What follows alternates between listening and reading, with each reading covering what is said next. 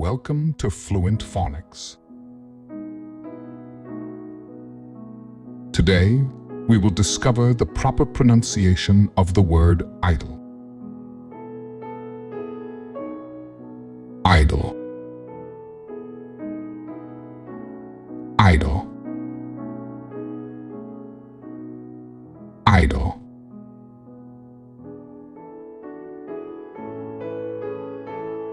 Here's an example of how one might use it in a sentence.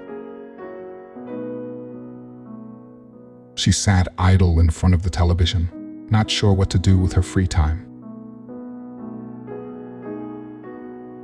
Idle means being inactive or not doing anything productive.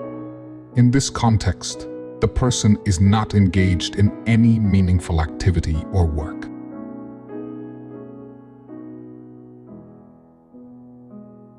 Thank you for your time. If you enjoyed this, please like and subscribe for further content.